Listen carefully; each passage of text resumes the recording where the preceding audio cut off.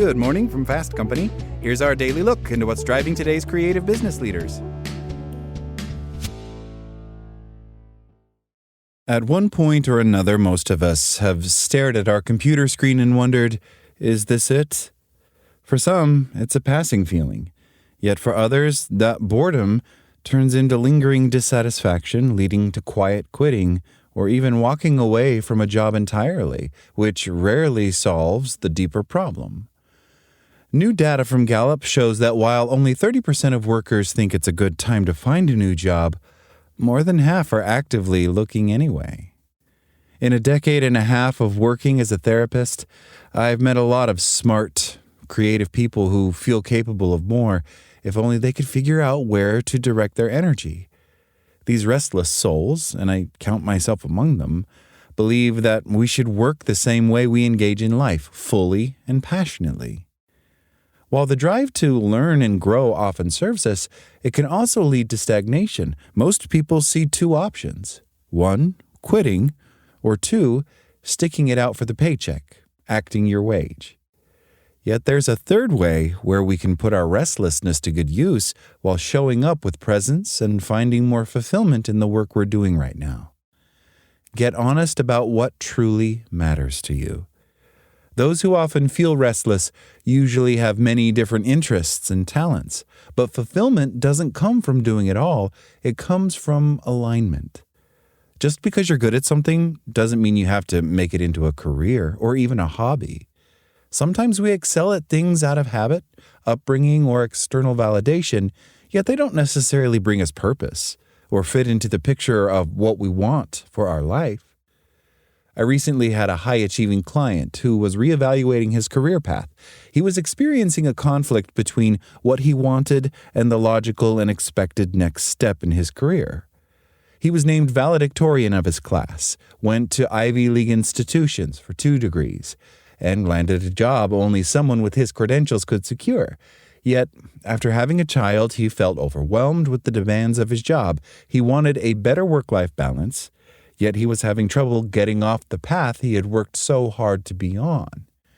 His identity was tied to the validation he had received for his success from peers, family, and his job. We began to reevaluate how his values had shifted.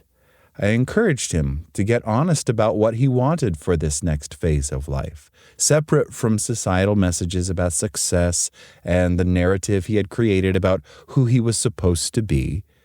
He identified ways he could step back in his current role as he planned for bigger changes down the line.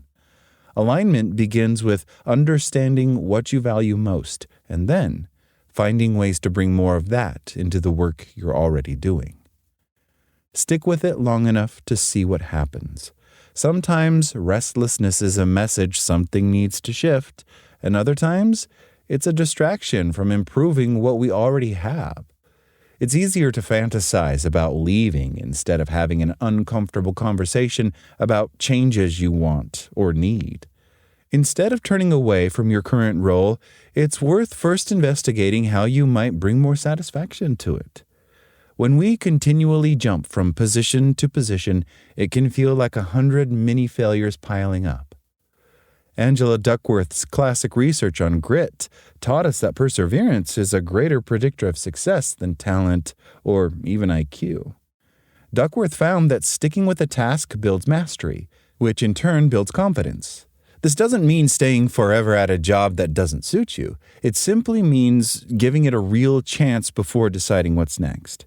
So before you drop your current role in favor of a shiny new opportunity, consider, can I find value in following my current path? Visualize what's next. Where you are now may not be the perfect job, but it may be the perfect stepping stone for your next move. So, where are you heading? Sometimes it helps to back into our goals, that is, to consider where you want to be in 5 or 10 years and make decisions about your more immediate future based on those answers. Research has found that by simulating future events, we can anticipate forthcoming goals and needs, allowing us to change our current environment to adapt to where we're heading. If you're not sure or are having trouble choosing between competing options, visualization can help with that too. Set aside some quiet time and picture yourself in your ideal work scenario. Consider the following questions. What would the environment look like, including the company culture and coworkers? What would your ideal schedule be, and what goals would you be working toward? What kind of work would feel meaningful and in line with my values? How would you feel when you're finished working for the day, and what would your work-life balance look like? Jot down the answers to these questions and then reflect, within the future you envisioned, what matters most to you? Restlessness isn't always a signal to make a big change. Sometimes it's pointing to smaller edits, getting clearer on what you value, taking on a personal initiative at work, or learning a skill you've been interested in developing. The gap between where you are now and where you hope to be is often smaller than it feels on a Monday morning at 9 a.m. That's all today from Fast Company. Talk to you tomorrow.